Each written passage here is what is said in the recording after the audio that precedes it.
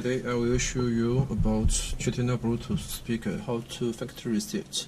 Factory reset is solve the most of the problem.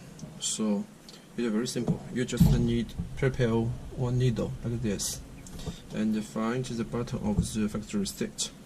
The button is the button of the line in home here. Just here. You'll find the button and the button of the home. Here. Press. Click. You hear the clicks. One more again. Okay. You can restart the speaker like this. Okay, factory reset is done. Completed.